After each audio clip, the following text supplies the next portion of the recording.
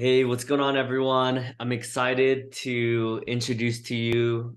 This is episode 162 with Justin Suh, who I met through Paul Park. Paul is a CRO at Sparrow, and I met Justin when he was in town doing some business development related activities in New York City. But we will be talking about like knowing which companies to join based on founders and top line executives, combining being prescriptive with empathy to further deals and to be successful, not only in life, right, but in your business or book of business, breaking through the bamboo ceiling. And what I really appreciate about this conversation is like we both come from humble beginnings. So we'll also talk a bit about work ethic and entrepreneurship as well. And and your background. So you're currently the VP of sales at Sparrow, and which is an HR tech company based in the Bay Area. And you've been in management at Blind, Level, namely Zenefits, Intuit. So you have a ton of leadership experience. Excited to have you here, Justin. Yeah, thanks for having me, Davidson. And excited to get a chance to catch up with you and then have this go out to the community that's following your podcast. So I didn't realize you were big time. I didn't realize there was 162 episodes. So like you're a seasoned pro, and I'm just this little amateur coming into the big leagues here. So thank you for having me. No, I appreciate that. For context, I started the podcast because I was like meeting so many interesting like President's Club winners at TriNet, and like met folks like Paul and other amazing people. When I was at LinkedIn, being a top performer there, like I was rubbing shoulders with all these amazing President's Club winners, and I was like, you know what, like man, this conversation would be so helpful if I recorded it. So I remember at LinkedIn, I recorded like 80 episodes, like interviewing like, 50 plus President's Club winners. And then I put it on, in the internal intranet at LinkedIn. And I was like, you know what, why don't I just make this public? So here we are, almost 3 years later. But I've been loving it because I get to meet and share like the wisdom from, from what you've experienced, like having worked at so many different companies. I think that's going to be super valuable for people that are, at that stage where they're considering other opportunities, but they're not really sure what's the right path to take.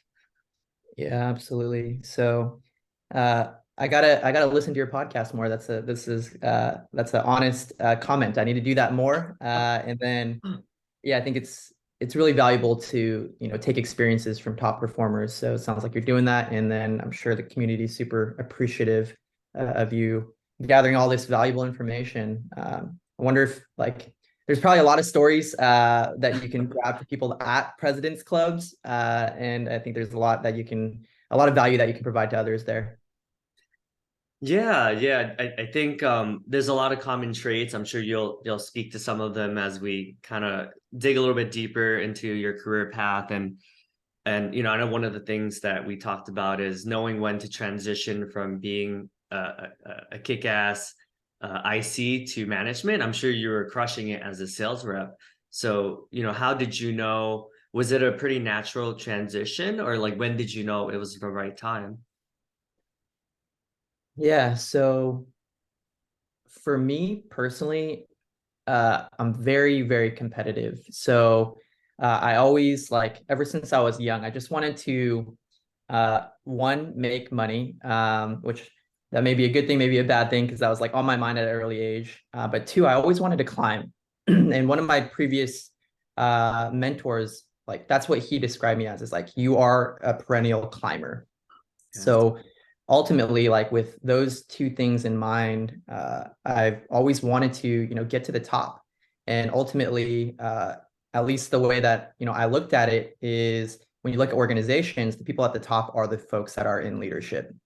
So it was something that was ingrained in me at a very early age. This is probably due to my parents. I come from immigrant parents.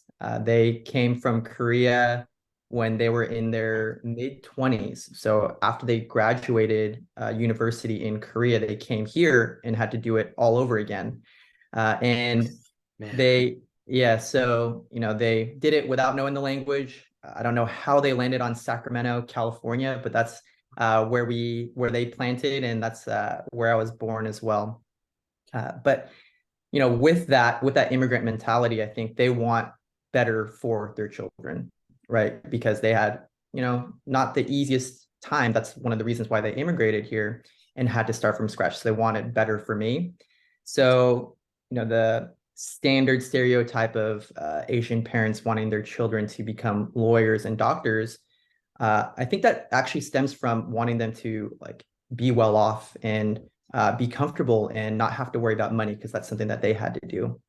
So with that in mind, they put this money mindset to me and applied that to me at a very early age. And I took that and I ran with it.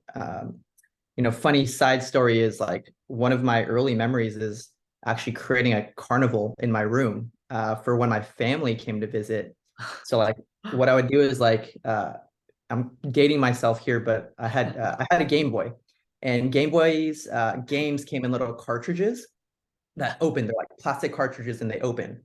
So I would like set this up on a table. I would put like cartridges there. I would get like cans and cups, and I would have like family members come over and like get coins and throw them in and try to throw them into these things. And if they missed, then I would just keep the money. And if they made it, I would give them some sort of prize. Wow. So I had like this entrepreneurial spirit early on, and that carried into my professional career. Just to get back to the question is, I wanted to do the best. I always wanted to climb at the organizations I was at.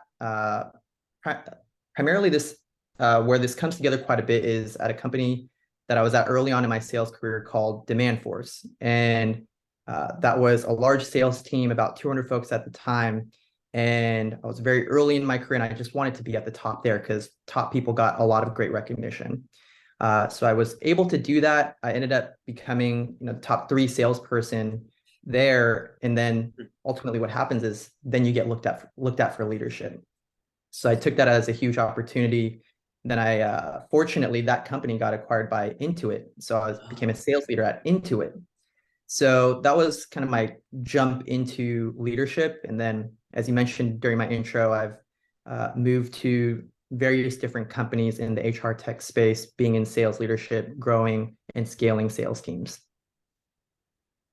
That's fascinating. So you're always competitive. You always had an entrepreneurial mindset, even as a kid, which that's hilarious. But yeah, it's funny because now look, you hearing that story. I remember when I was younger, I would also try to sell whatever it is that I was selling, Pokemon cards or whatever. My dad was a salesperson at a flea market, so we sold whatever the trend was. And yeah, it's kind of bringing back memories to when I was younger, and I was just always trying to sell something to my classmates. Right, so I love that.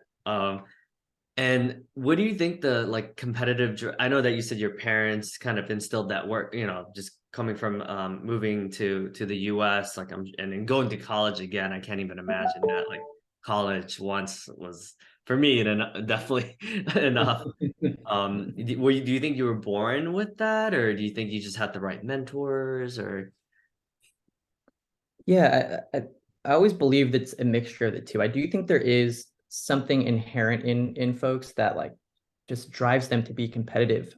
And I had that, like we were talking about, at an early age. Like I wanted to play every sport I could. And even though I was not the largest kid, and I had to go up against like kids that were much larger than me, like I just loved being out there and like trying to prove that I can hang or exceed, the levels of these folks that like maybe are more like physically gifted than I am.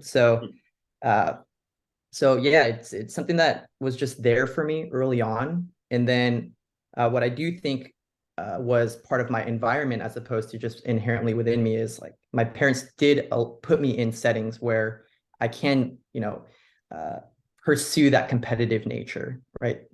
It's interesting to think because I'm a parent now, and getting my kids into like extracurriculars is it's a big commitment for the parent. So to think back now, like my parents didn't have access to very many resources, but they knew I wanted to like compete, and they knew I wanted to play every single sport that was out there, and they put me in it, and it was it didn't feel like a struggle, although now what I know and after conversations as I got older, it was a struggle for them. But at the time, it didn't feel like it. I was playing baseball, I was playing soccer, I was playing basketball, and Wow. playing golf even, which is an expensive sport. Played all of that as a kid. So they Hmm. provided this environment to really cater to this competitive nature that I've had. So I think like there's a mixture of the two there. And it does, this is somewhat off topic, but it does remind me of something I tell my team from time to time at current organization, at prior organizations is um, for folks that like are not in sales and want to go into like their first venture into sales, they always ask like, hey, like, what is something that I should do to like help me understand whether I will be successful? And I would say, hey, like you should try something competitive. You should try like something that gets you out there where you're going to be in competition with others. Uh, and you want to do it as an adult because it is a little bit different as an adult than as someone who is younger. And I think once like you have that win or you have that like drive to like be in competition with someone else, and if that ends up like lighting a fire under you, I think that's a good indicator that like, hey, sales might be a good option to explore as an adult. That's fascinating. So you were always, it sounds like you always had a lot of energy, or else I don't know how you were able to do so many sports. So it sounds like you're just channeling that energy that you used to spend on other initiatives, and now it's more like building out Sparrow, like hiring a team, coaching and mentoring, right? Yeah, yeah, it's definitely, yeah, that's a good way to put it. It's a transit. It is transitioning energy into, building a team here and continuing to up level as an organization. And it does take time, energy, takes critical thought. So yeah, all of those things that I had as a kid, it's channeling that into building the team here. Hmm. And so it sounds like you've made a lot of strategic moves, and I'm sure sometimes people ask you like, hey, like why did you know when it was the right time to work for a different leader, right? So I'm curious to learn more about how you go about evaluating leadership at the highest level, and how folks that are younger, that maybe haven't quite had as much experience as you had, um, especially in now, right, in a volatile tech environment where there is a little bit more layoffs than in the past. Yeah, this is a great question because, the fact of the matter, and unfortunately, like a lot of folks are in the job market today and they are evaluating, which companies to go for.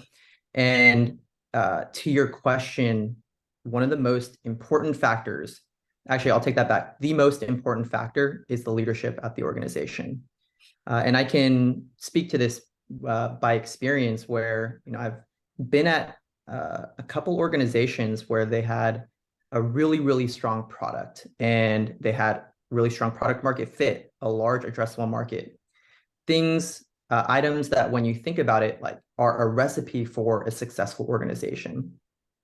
But due to the leadership really not understanding how to execute on this massive opportunities in front of them, those companies ended up not seeing as much success as they should have, right? So they're still kind of maybe going in circles or still trying to figure out, what to focus on because focus was spread, maybe in the wrong direction. So leadership is the number one factor in determining which organization that you want to join. What do you look for? That is kind of the key, right? That's the golden nugget is how do you, so there's all these companies out here and being in Silicon Valley and being in the tech market, there are a lot of organizations and a lot of founders and a lot of leadership that is out there trying to hire the best talent. Being the talent, how do you figure out which ones to follow?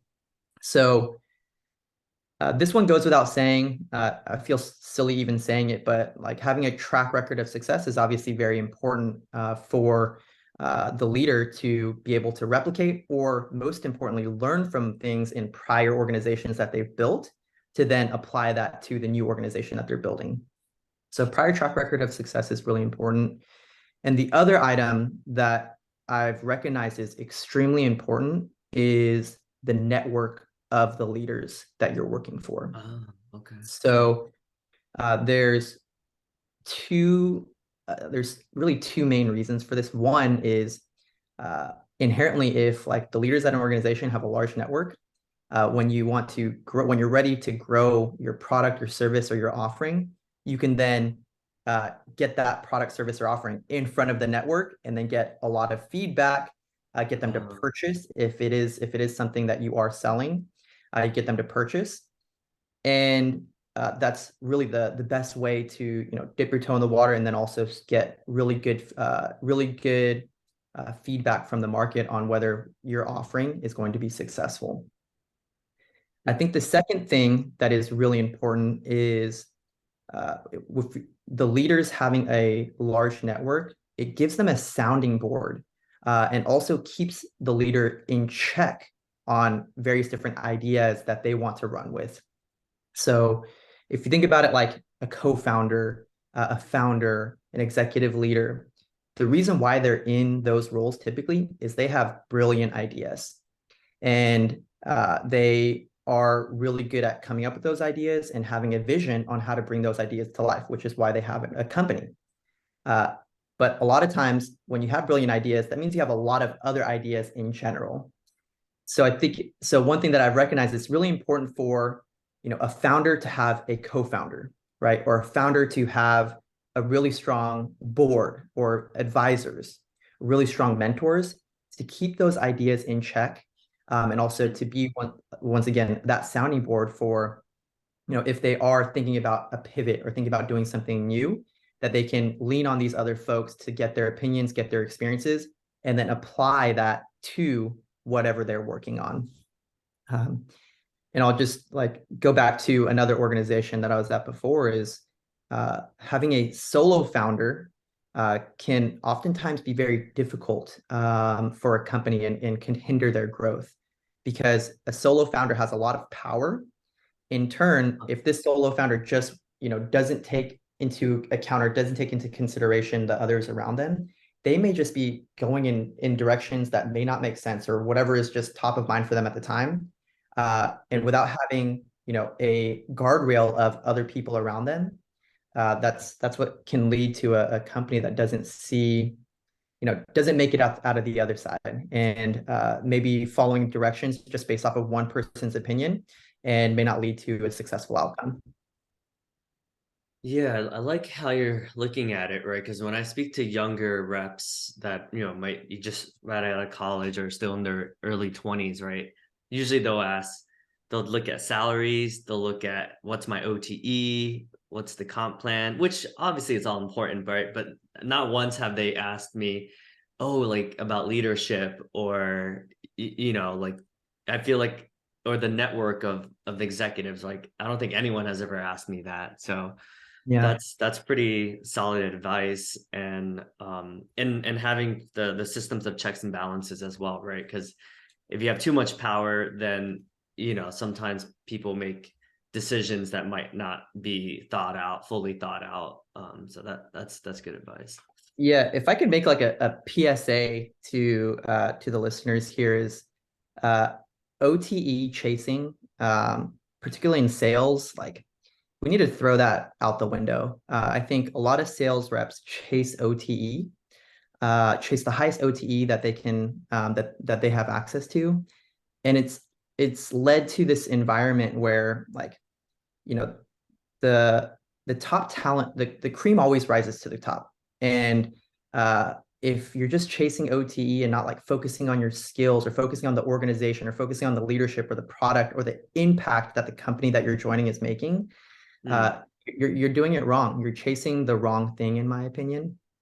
And like, so just chasing the OT, I think like, we need to stop doing that. Like just as a sales environment, just as like this tech environment in general, we're gonna like companies will be a lot more successful if individuals were asking the right questions and going after the right things, like finding the right leaders, finding the right product that they're passionate about.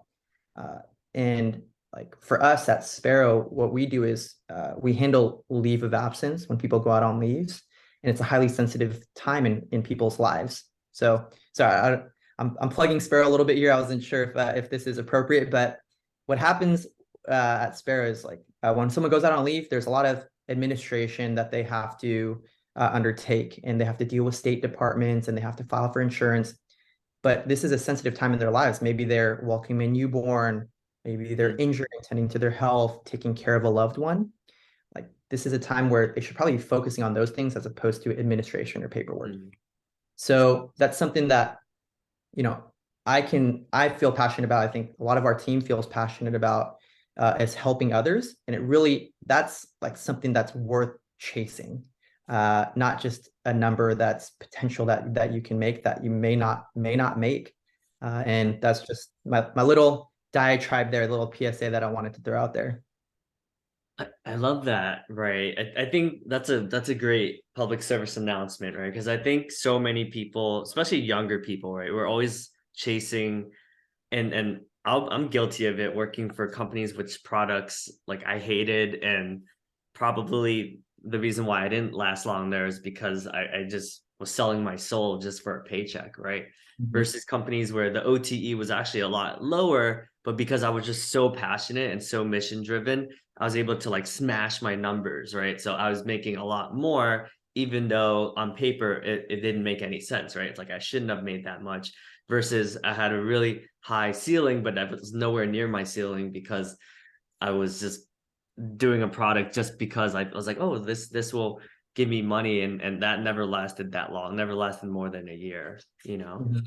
So that's Yeah, and I'll plug our mutual connection, Paul Park. You know, one of the things that he asks on a consistent basis to me is, are you learning and are you having fun? And I think if you're doing that within your, you know, whatever role that you're in, then, you know, you're going to feel passionate about your work, and you're going to, you know, be happy to be doing what you're doing. And I think on the flip side, if you're not learning and if you're not having fun, that's a good inflection point for anybody, is to really think back, like, hey, is this something that I should be pursuing? it that's such good advice, but it's funny because no one ever asked that, right? Like I mean, in my lifetime, I've been fortunate enough, maybe it's because of the podcast, I've had like maybe over 100 people, younger folks, usually Asians for whatever reason, maybe because I'm Asian, but they always ask me for advice, and yeah, they never ask. I always warn them. I'm always like, hey, make sure you like the product, like make sure you actually enjoy the people that you're working with. And then they call me like 6 months later, like, yo, it didn't work out. And I was like, I could have told you that, you know. Like didn't seem like you were Yeah. having a lot of fun there, you know.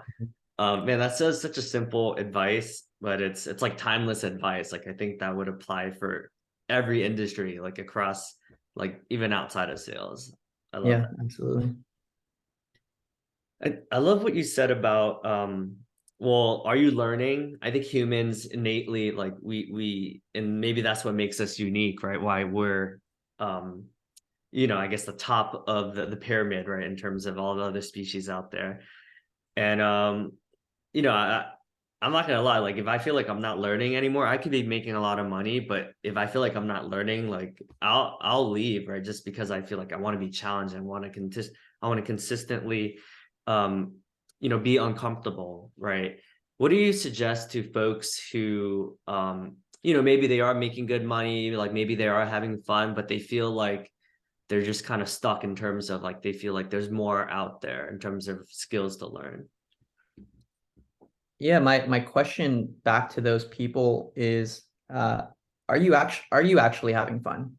Right? I think a lot of times money can mask actual like fulfillment or satisfaction, fun, growth. And you know, the money's great, right? But it's not the answer, right? If you are not experiencing growth, you know, that's a big problem. So I would turn the question back on, the person that's asking that is like, hey, like, are you actually having fun? Are you actually satisfied with what you're doing? Because, you know, a lot of times the answer will be right there.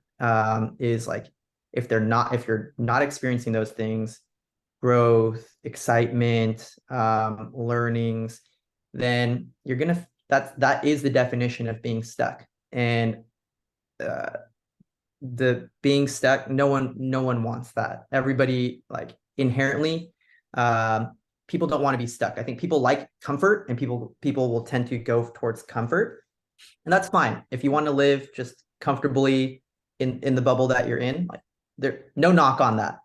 But I think for the folks that want to achieve and want to grow and want to continue to progress, like, I would challenge them if they're actually like experiencing that within their current situation. Yeah, I think you're right. I think some people mask it by saying like, "Well, I'm having fun making money," right? But that's not being, I think, to your point, true to themselves, right? It's like the golden handcuffs, sort of, right? It's like, yeah, like they'll last for like 6, 9 months, but it's just not sustainable. Yeah, and like what I always like go back to is, look at all these pro athletes that have a lot of problems in their lives. Like, to like, money is like, for them it's in abundance, right? They're getting contracts of $10 million a year. That's like, somewhat of the minimum for some of these stars that are in the NFL. But they're like constant there's a lot of these like pro athletes that are getting in a lot of trouble. They're still like, they're still hanging around the wrong crowds, uh and also, like, a lot of them are experiencing like depression and items like that. That's Yeah. definitely the case, even though they have all the money in the world. So I think I go back to that because money doesn't solve everything, and it actually doesn't solve it. There's a lot of things that it doesn't solve. So going back to that core of what we've been talking about is like, that fulfillment, learning, growth, like that's what is really will lead to someone being happy. So let's go back to, like, because these pro athletes, they haven't made, they're playing a game for their job, and they are getting paid massive amounts of money, but there's still a lot of problems that they have. And I think it goes to the point of, money doesn't solve everything. Yeah, and this kind of reminds me of when you were saying, like, with Sparrow, right? Because you know that you're actually doing something really good where you can wake up on Monday morning and wake up and say like, hey, I'm making a difference. I'm changing the world for the better, right? Like, I'm taking care of people who are going through, and you being a father, some of the most important moments of their lives, right? That's also good advice as well. Just thinking back to my career, like, it's definitely more that, ever since I started selling like learning and development, at LinkedIn Learning and now at Fortune, like, it doesn't feel like work as much, right? Like, I can wake up and it's not, and compared to when I was selling MarTech or cybersecurity and IT consulting, like, maybe some people are into that, but man, every day felt like a grind. Like, I was just like exhausted by the end of the day, whereas now, like, I'm actually excited to work on Monday. It's a big Yeah. difference. Yeah, like, this is the reason why I'm actually in the HR tech space is, I actually didn't start in this space. I started in finance. And what I realized really quickly is, actually, I'll take a step back. I got into finance because I have a math brain. I've always like, math has always come easy to me, and it's always been something that, like, I've gravitated towards. So, you know, that was my major in college too. I was an economics major. So thinking, okay, you have an econ major, then you go into like finance. That is kind of the natural progression. And like I was saying earlier, like, my parents instilled in me like money is important. So I knew like finance had a lot of money. Like, typically, like at that point, when I was graduating, like, uh, everybody wanted to work on Wall Street. That was like the glamorous thing to do at that point, and that's where my head was at. But so I worked at a very large institutional bank when I graduated out of college. And within, I would say, the first 2 months, I recognized the big problem there. And what that was is, like, all of the senior leaders there and all of the executives were there based off of their tenure at the company, right? So I noticed that everybody at the top, they've had at least like 10, 15 years at that bank itself. And there were tons of talented people that were working under them that they will never get a shot until they reach that 10, 15-year mark. So it was a true seniority, like you can only progress through seniority and not through merit. So that's actually the reason why I was like, this is actually not for me. Like, I'm not going to enjoy being in this place where I just sit here and wait for my time. There's more that I could be doing. There's more that I will get fulfillment out of by just waiting. So that's why I moved to San Francisco, joined my first startup.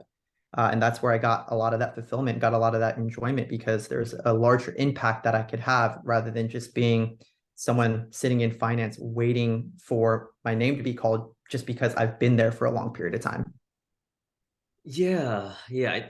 And I think that's very like American as well, right? Like the need to want it to be entrepreneur or to disrupt an industry that is old and maybe could be innovated or can be better, right? So I think in some ways your journey is a very like the typical American dream type of scenario where coming from another country, parents having to go through college again, but work hard to give you the opportunities, and clearly you're able to run with it, right? You're able to get opportunities that and clearly you worked for it, right? Like it wasn't like it was like spoon fed to you, right? You were able to like obviously perform. And I'm sure throughout in California, I know there's a lot of Asians, but I'm sure along the way you've probably have experienced some sort of microaggressions and folks that maybe questioned your leadership ability just maybe solely on maybe the color of your skin or how you look. Yeah. It's it's weird to say it now looking back, because I would hope that, like, within the lifetime that we're in right now, that like this isn't the case, but it actually is. Uh and it's still the case today, unfortunately. So to answer your question, I did face that for sure. I think, I look back to some of the earlier sales roles, like the individual contributor roles that I had, and I was not afforded the same opportunities as others. One example of this is, uh, without getting like too political here, I started at the same time as someone that didn't look like me, and the leader of this team looked like the person that started with me and didn't look like me. This person got a territory that was much greater than mine, much better. And this is just purely factual too. This territory produced exponentially more revenue than I got. And not to speak poorly of any states, but I got like some Midwest states that didn't buy, like not necessarily known for purchasing software. And I was working at a software company. And there was no particular rhyme or reason. We both started at the same time. And we both had similar backgrounds in terms of work history. And those are like the little things that I recognized over time. I was like, hey, like, I wonder why I wasn't afforded that opportunity. Like most folks that I started with were selling to companies like in the Bay Area, where there's a lot of innovation, a lot of technology purchases, software purchases are happening. And I wasn't afforded that.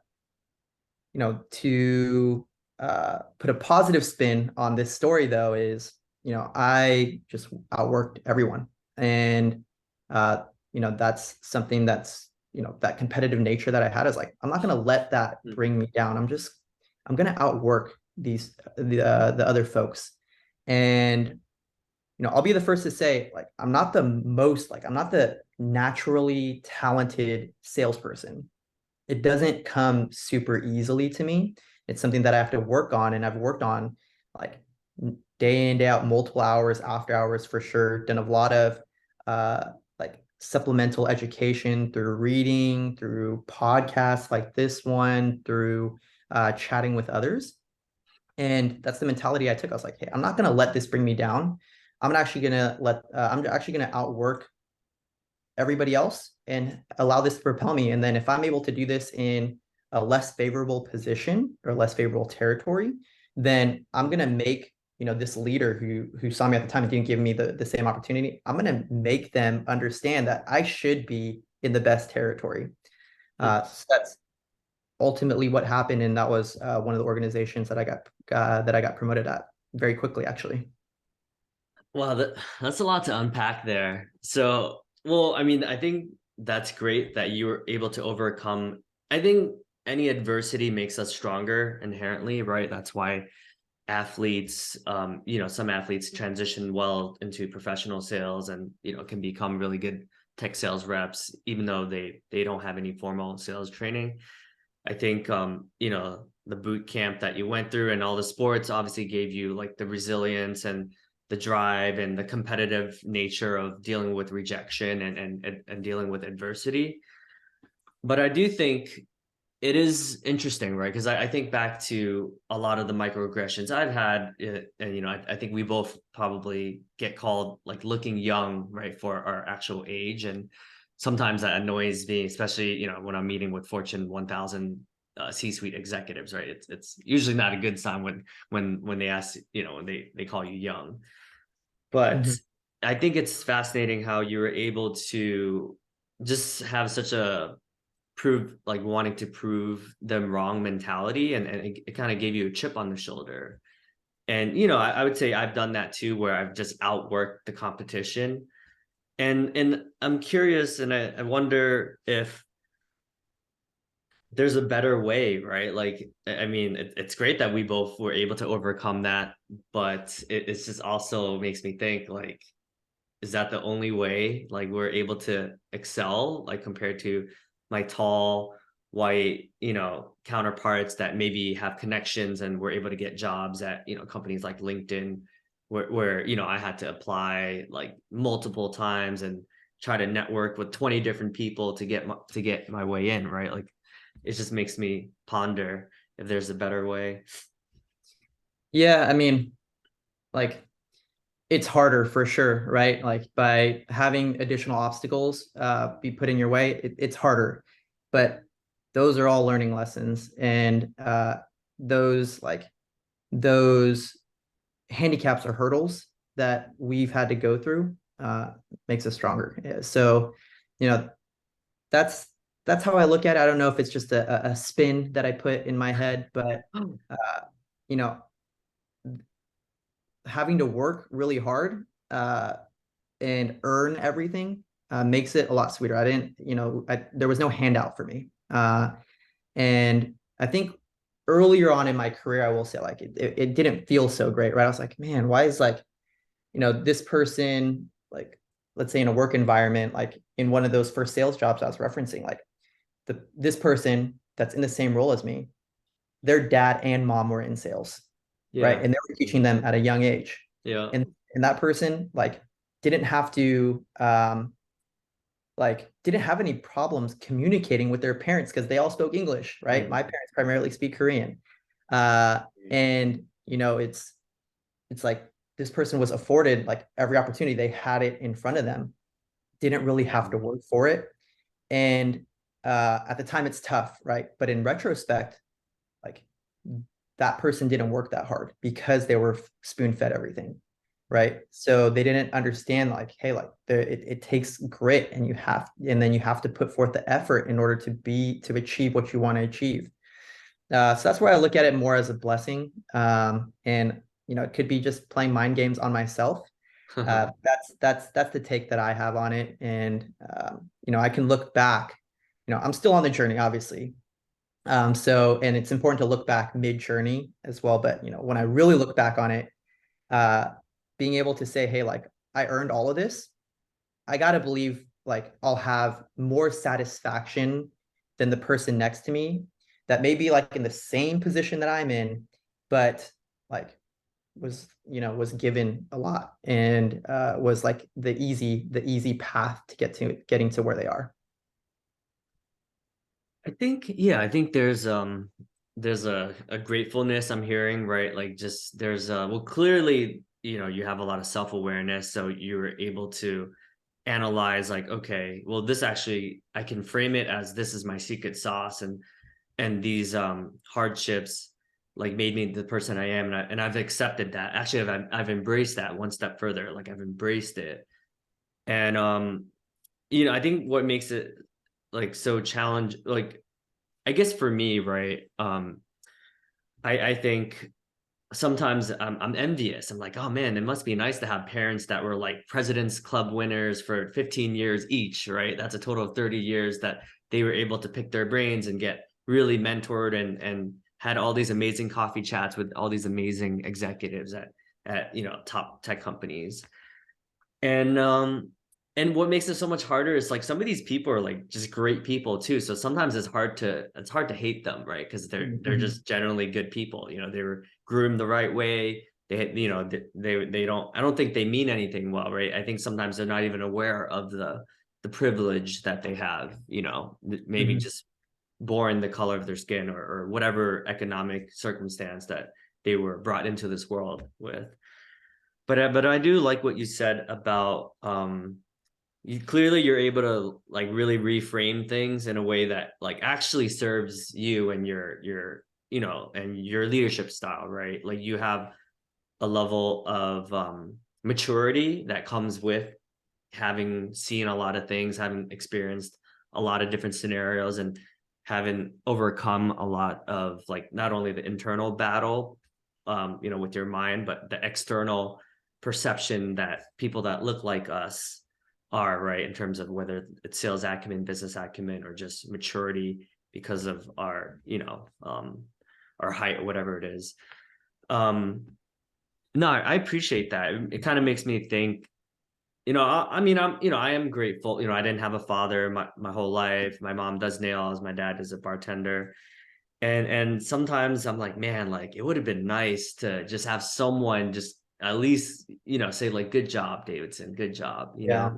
But I do think it's made me like just be able to have so much empathy towards so many different types of people from so many different scenarios. It has made me who I am. Like I kind of have to accept it, right? It's either I dwell on the past or I carve a path forward for folks that come from our type of background. So it's like where am I going to choose to allocate my energy? Yeah. Maybe I'm like, maybe I'm in a good mood right now because I want to put like a positive spin on what you're saying. Uh, but I guess like I wonder, Davidson, if you had that, like you had a bunch of positive influences, and mentors galore. I wonder if you'd have this podcast. I knew you were going to say that. Yeah. Yeah, you're completely right. I mean, I wouldn't have, right? Because I wouldn't have had to feel like, oh, what is this? What is a need in society that I want to fulfill, that I want to, leave my legacy, right? And for me, it was like, oh, there aren't a lot of people who look like Justin who are VPs of sales. Like, I want to showcase that. I want to show people that's possible. I want the new generation to be like, oh, wow, like I want to be just like him. And yeah, you're right. If I had all these connections, I don't think I would be spending hundreds of hours like thinking about who to interview next. And so yeah, you're right. I think in some ways it's led to this conversation right now. But I wouldn't say it was easy, but I'm glad I Yeah. did it. Yeah. And like I'm also like curious if like going through this process of like podcasting and also uh you know not being afforded like as many opportunities maybe as like some as other folks, like that Yeah, shapes us as people, right? And when I look at you, I'm like, so when I met you for the first time, it wasn't that long ago. You have a very like you're very personable, and I think like yeah, I talk to other folks in your network, I'm sure they would say the same thing. right. And I gotta assume there's a connection there, right? Because when I left the dinner that we went to, I was like, oh man, this guy, like, I want to hang out with this guy more. And we actually ended up hanging out again after that. And Oh yeah. that's probably there's probably some tie there where like you probably had to go a little bit above and beyond and like, maybe show that personable side a little bit more, and that's shaped who you are today. And I think there is like maybe some connection there. Yeah, yeah. I think our biggest weak strengths are also our biggest weakness. Like because I felt like, I was always the shortest person, and playing basketball. So in order to be picked on to play on, street, like I had to hustle more for those rebounds, and I had to get, I had to like show a little bit more heart, right? So yeah, yeah, totally. I think if I was a good looking, tall, 6'3" white guy that with blue eyes and women just swoon at me, like they probably honestly probably don't have to work as hard to get meetings, right? Like naturally they're just the way they look, gives off the impression that they're confident, right? Whereas for Yeah. me, I'm a short dude. People who know me, I wouldn't say, I look like Brad Pitt or anything like that. But yeah, I had to overcompensate by like doing a ton of Spartan races and CrossFit and all this other things to kind of show that, hey, like I had to, in order to be at the same level as some of my peers that were blessed with nice genes, and Yeah. look like their body is like ripped from birth or something like that. Yeah, I got a funny story that this reminded me of because I was like the smallest when I was younger. Uh, some of my like childhood friends make fun of me actually because uh, my mom should tell my friends like, hey, like we got to pray for Justin so that he can get taller, and they tend to bring that Oh my up. god. So I was small, and the thing is, like I was mentioning, I'm super competitive still, so I wanted to play every sport. And one of the sports when I was younger that wasn't presented to me as an option was football, and it was only presented to me in high school because, like, it's a little bit different now, but like back then, like not that many kids played tackle football until you got into like the high school level. So as soon as I became a freshman, I signed up to play football. And uh, I was still small at that point. I didn't hit my growth spurt until my junior year of high school. So I was the third smallest on the team. And against like some of the folks, like we had this guy, I'll always remember his name is Russell Toter. As a freshman, he was 320 pounds.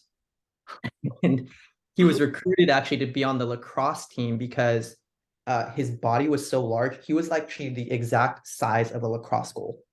So they would just wanted to put him as goalie in lacrosse. So I was going up against these like people that were much bigger than me, like 3 times my size. So Yeah. after my first year, I had a decent first year, freshman year of football. After first year, I went to my coach and I was like, "Hey, like I don't know if I'm going to play next year, because like I'm small." And he hit me like like not like he'd like punch me in my nose or anything, but like he smacked me on the side of my head and he's like, "You got to understand, like you like you he didn't say work harder than everybody else, but like he said something along the lines of like you like grind your teeth and like you will fight it out more so than like a lot of the other folks on the team. It doesn't matter how big you are." And that like stuck with me. I came in the next year. People are still much bigger than me until junior year, but I still had to grind it out and fight it out. And maybe that was like a big kickstart into me like learning that I need to that I could and should outwork others, even if I'm at a disadvantage, and I could still experience the same, if not better, results. Yeah, that's very inspirational. I think there's a lot of good takeaways I'm hearing, like our where we find our deficiencies or what society would maybe deem our areas that maybe we weren't blessed with. We're able to overcompensate and become really, really good by sheer, like not only sheer effort, right, but just from having like building the work ethic and building the resilience and the grit and the fortitude, right, to kind of weather the storm. I'm hearing there's some element of like not only like the cards that we're dealt doesn't determine our future, and in fact actually when dealt, when we have to overcome more adversity, it really builds a strong foundation of work ethic and gives us like experience, right, which there's no substitute for that. There's a wisdom that comes with that as well. Mhm. But yeah, man, this has been such an amazing conversation. I'm sure we'll have you back. And I'm excited for what you guys are creating at Sparrow. Sounds like you guys are on a rocket ship, and clearly, it's not only is it meaningful, but what you guys are doing is disrupting an industry that hasn't been really talked about. So there's an untapped market there that you guys are scratching the surface of. And I have no doubt with your leadership and with Paul's leadership, you guys will continue to be very successful. Yeah, no, I appreciate that. I appreciate you having me on. Appreciate the kind words. Yeah, what we're doing at Sparrow is something big, right? Like there's these generational companies, I call them, where they enter a market that's ripe for change, and they accelerate that change and they make a generational impact. And that's what we're doing. That's what we're building at Sparrow. Is the leave of absence space has been ripe for change. It's a space where there hasn't been a company that's approaching it as thoughtfully as we are, where we're technology, but also a service, because like I was mentioning earlier, this is a highly sensitive time in someone's life.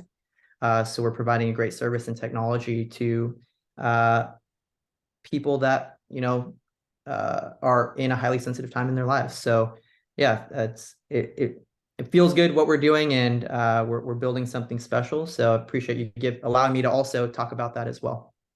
Yeah, and I think the timing of it is perfect as well, because obviously like IVF benefits are becoming more popular. I know when I was at Udemy, when I was at LinkedIn, that was a big growing benefit that a lot of families took advantage of. I think clearly you're adding value. Anytime you're adding value in the marketplace, clearly that will speak for itself. Like the results will happen just because you are helping out a lot of different people, both sides, right? The HR side and the employee side. Mhm. And yeah, and I think like timing's everything. I think you have the right talent. I think you guys have a pretty big network as well. Obviously, knowing Paul and his network is just like it's hard to even imagine his network. That guy's just a networking machine. I don't even know how Yeah, he does it. yeah. He for lack of a better term, he's a savage when it comes to networking. He's we oftentimes joke like his middle name is Machine, because like any waking hour he has, he's uh either helping us build Sparrow or expanding his network. And I think it's a great trait. Yeah, I think what never ceased to surprise me is like he's always thinking of who to connect who with. So, and he's always adding value, right? Like he just it's like, and then I know how he does his calendar, which anyone can learn from this, is like he's so intentional with his time that like he literally blocks off like a year ahead, right? So it's just like you're not gonna fail if you're planning that far ahead, right? You're being strategic, and so it's just yeah, it's just so cool to learn from a leader like that. I'm envious that you have that support, but it's cool. I'm happy that he's in my life as well, for sure. Yeah, yeah, for sure. All right, Cool. Justin. Well, thank you so much. Yeah, I'll link to your LinkedIn profile if anyone wants to reach out. Please reach out. And yeah, hope you have a good rest of your day. Perfect. You too. Thanks so much, Davidson. I'd love to come back again. I'm sure we could have talked for 10 hours straight. I don't know if like the viewers would have liked that as much, but yeah, let's definitely do this again. Thank you.